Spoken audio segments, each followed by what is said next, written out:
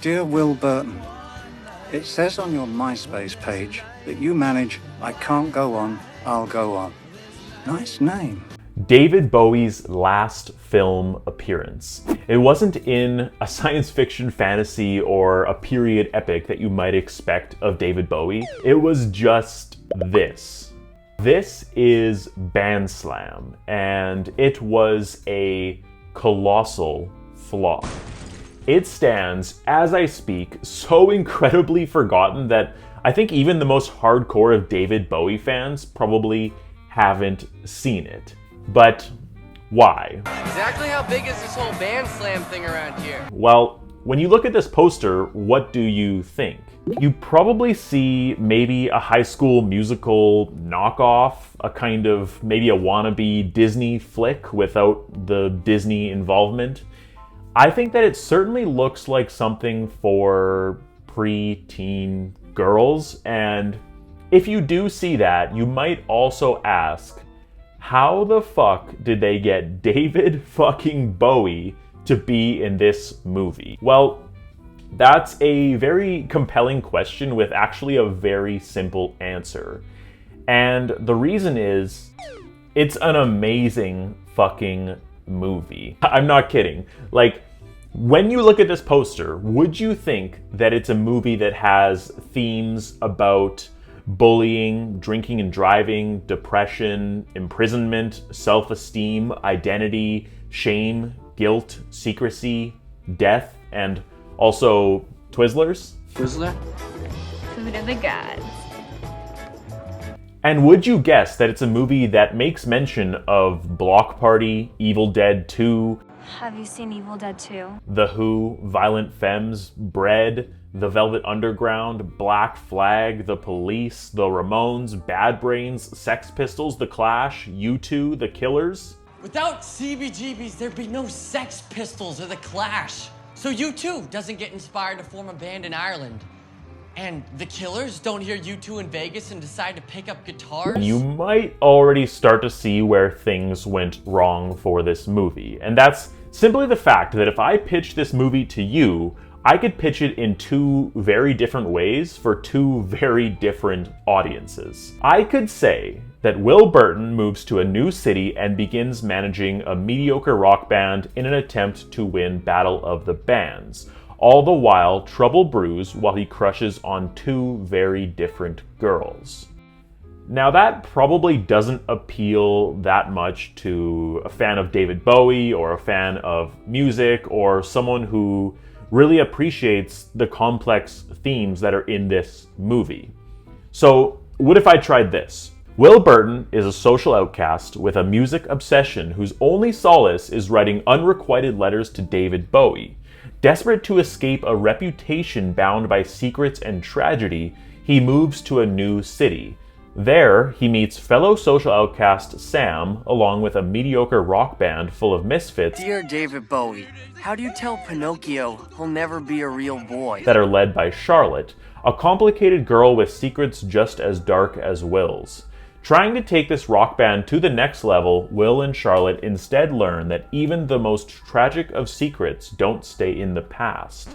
Maybe I have your attention with that one, or maybe you just think I'm like a shit synopsis writer, I don't know. But can you guess which synopsis is closer to what marketing executives presented to audiences when they were bringing this movie to the world? It's lame and generic and sounds like a Springsteen cover band. Because what you don't know from advertising or trailers or whatever, all the odds are against them. You guys are going up against Glory Dogs. This is crazy. Holla. All they need is each other. Is that Will does hold a pretty twisted secret about his past, and it involves a tragedy about his father, and really his only source of venting is writing these letters to David Bowie that David Bowie never answers. Doesn't it bother you that he never writes back? Knows that would only intimidate me. Because his father killed someone in a drinking and driving incident, and that was the cause of his bullying, and understandably he feels a struggle with identity and shame and guilt. Like, he feels like an extension of his murdering father. And Dewey, That's what they call you, isn't it? No. Was it your last school? Or do you prefer junior? Do you know your buddy, his full name is Will Burton Jr.? Did you know that I don't care? You know, that's actually interesting. And I think that when you hear that, you can understand why David Bowie signed on to this movie. And that's because it's fucking interesting. And the thing is, it's not just Will in this movie that's an interesting character, but Charlotte exhibits some unique behavior throughout the movie, and, you know, we find out why. So she approaches Will seemingly at random and befriends him, and later we learn that she left her well-loved local band Glory Dogs, as well as her lead singer boyfriend and her popularity. You have changed, Charlotte. Everybody says so. Everybody's right. To, I guess, take this band of misfits under her wing, and when Will arrives to the new town, that includes him. But we eventually learn why. Her dad has cancer. And eventually, in the movie, spoiler alert, he dies. There is no us, Will. I'm not in the band. What? No. Okay, we'll find another song. You know, we It's don't not have to use about that the song. song. I quit. I just quit. Why? I don't do why. And that's when we learn her actions have been very complex throughout the film. I promised God, the universe, anyone who'd listen, that I'd be different. She was hoping that if she left her superficial life behind and kind of, I guess, traded it in for a more altruistic one, that the universe would reward her by sparing her father. My dad hated the way I acted when I was with Ben. The way I treated kids who weren't popular. So I changed. And that's very sad, but if you look at it, what do we have then as a movie? We have a boy trying to find his own identity. Who are you? Will? And to grow self-confidence and to outrun his very serious and very tragic problems. And then we have a girl who struggles with her own tragedy. You know, she's trying to prevent the inevitability of losing the person she loves most and struggles with a different form of shame and guilt. Who are you to judge me about lying? Dewey!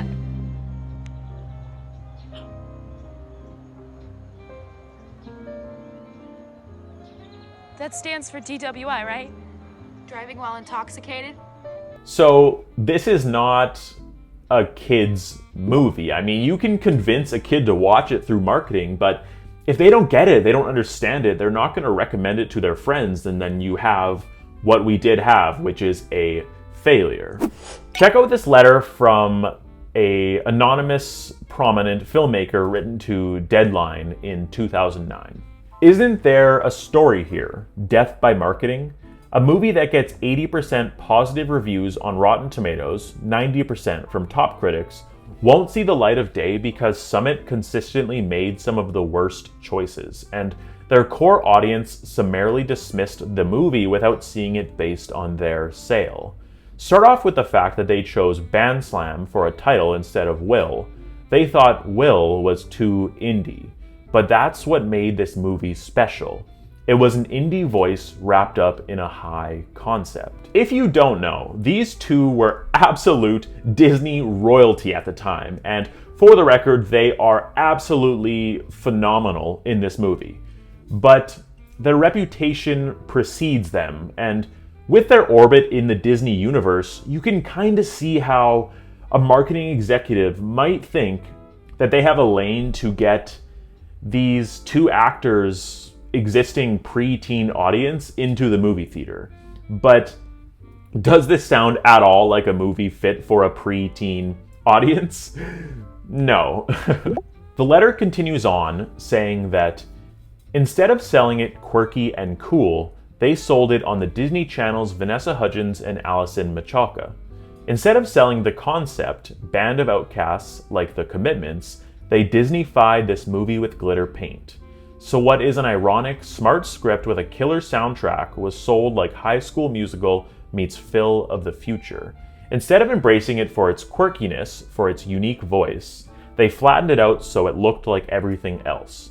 There have been literally dozens and dozens of calls today and emails from heads of marketing at different studios saying this may be singly the worst job they've ever seen on a movie whose unique voice deserved to be heard through positioning, title, marketing tie-ins, and knowing your audience. But Rob Friedman and Summit infantilized their audience. They presumed that since High School Musical was a hit and the same star was in their movie singing, they should just sell it the same way. Now, I find that so cruelly ironic because I think this should be a positive career move for Vanessa Hudgens and Alison Michalka. Like, it's not their fault at all that it was mismarketed, and like I said, they're stellar in this movie. But if you look at their filmography around the time, I think they were trying to branch out into more adult-oriented movies, and then the irony is that not only did they not really capture their existing audience, but they didn't gain any new audience either.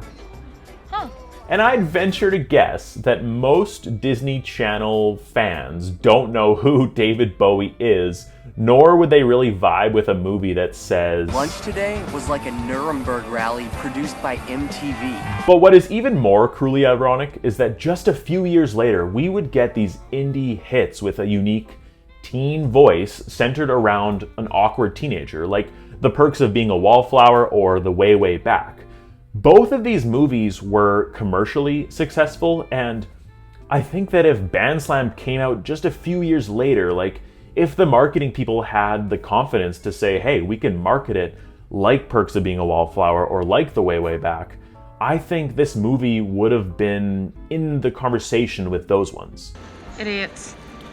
Morons. And yet another stroke of bad luck is that around this time, video stores were slowly starting to die. I mean, just 6 months after this movie came out, Blockbuster would file for bankruptcy. And so, unlike some of the all-time great movies that flopped at the box office, it didn't even have a chance to find a second life on home video. I think at the least it should be a cult classic and not just a forgotten film. And I think David Bowie saw that in this script as well, which is actually kind of funny to me because I think ironically, David Bowie's part is probably the corniest part of the movie. If you do end up going to watch this movie, please try to remember to come back here and let me know if you agree, because I'm curious. I won't spoil it, but I'm curious what people think about that, because I do think it's a little bit of a corny part of the movie. Anyways, much like The Wizard of Oz, which didn't become popular until 30 years later, I'm still holding out hope that Bandslam can become a bit of a classic. And if I can convince you, maybe the rest of the letter will. In referencing the failures of marketing, the anonymous writer ended his letter with this: "But as the reality hits, it's too little, way too late. Heartbreaking, shame on them, the movie's good, it deserved a chance." Thanks for watching. Bye.